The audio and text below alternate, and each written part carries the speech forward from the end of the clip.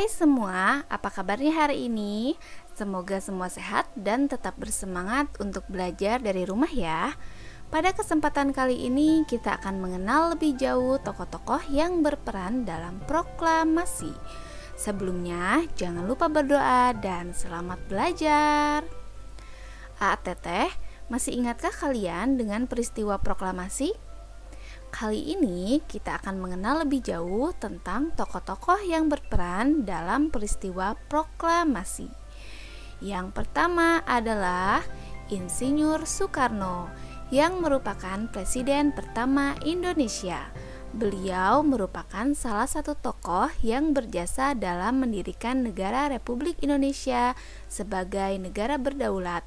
Bung Karno lahir di Blitar, Jawa Timur tanggal 6 Juni 1901 dan meninggal di Jakarta 21 Juni 1970 pada usia 69 tahun. Bung Karno menyusun konsep teks proklamasi di rumah Laksamana Tadesi Maeda bersama Bung Hatta dan Mr. Ahmad Subarjo.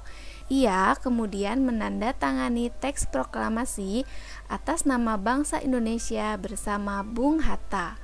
Bung Karno membacakan teks proklamasinya di kediamannya di Pegangsaan Timur nomor 56 Jakarta. Selanjutnya adalah Dr. Andes Haji Muhammad Hatta atau yang biasa dikenal Bung Hatta. Beliau lahir di Bukit Tinggi, Sumatera Barat tanggal 12 Agustus 1902 dan wafat di Jakarta 14 Mei 1980 pada usia 77 tahun. Bung Hatta menyusun konsep teks proklamasi bersama Bung Karno dan Ahmad Subarjo. Ia ikut menandatangani teks proklamasi atas nama bangsa Indonesia bersama Bung Karno. Muhammad Hatta adalah wakil presiden pertama di Indonesia. Selain itu, beliau adalah Bapak Koperasi Indonesia. Selanjutnya adalah Mr. Ahmad Subarjo. Beliau lahir di Karawang, Jawa Barat tanggal 23 Maret 1896 dan wafat tanggal 15 Desember 1978 pada usia 82 tahun. Beliau adalah Menteri Luar Negeri Indonesia yang pertama. Ahmad Subarjo merupakan salah satu tokoh dari golongan tua yang berperan dalam mempersiapkan proklamasi kemerdekaan Indonesia. Ahmad Subarjo ikut menyusun teks proklamasi di rumah Laksamana Maeda bersama Bung Karno dan Bung Hatta. Selanjutnya adalah Laksamana Tadasi Maeda. Beliau ini adalah perwira tinggi Angkatan Laut Kekaisaran Jepang. Beliau membantu persiapan kemerdekaan dengan mempersilahkan rumahnya digunakan untuk merumuskan teks proklamasi. Di rumahnya berkumpul para tokoh bangsa yang sangat berjasa besar. Walaupun beliau orang Jepang, beliau rela membantu Indonesia. Selanjutnya adalah Soekarni. Beliau lahir di Blitar, Jawa Timur tanggal 14 Juli 1916 dan wafat di Jakarta 7 Mei 1971 pada usia 54 tahun. Nama lengkapnya adalah Soekarni Kartodiwirjo. Soekarno ini adalah salah satu golongan muda.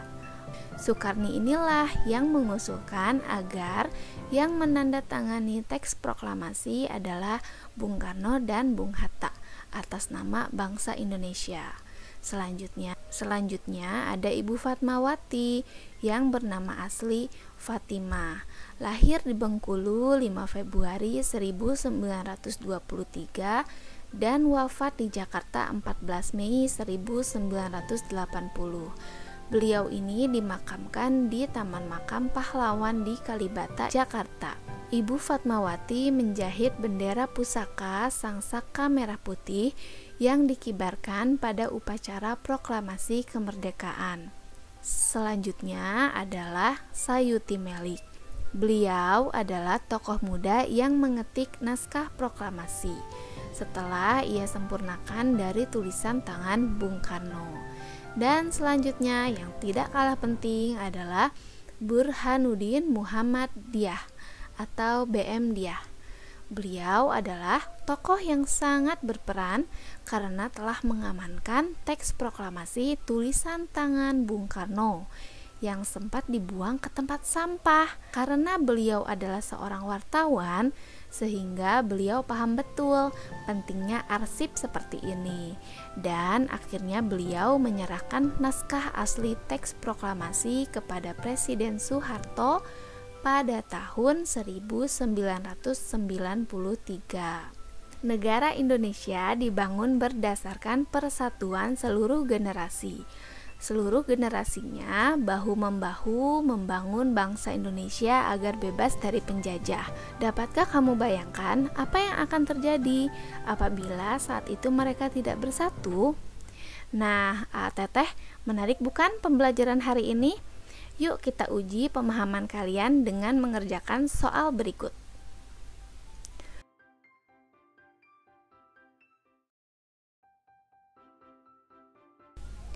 Demikian pembelajaran kita hari ini. Tetap semangat belajar. Merdeka!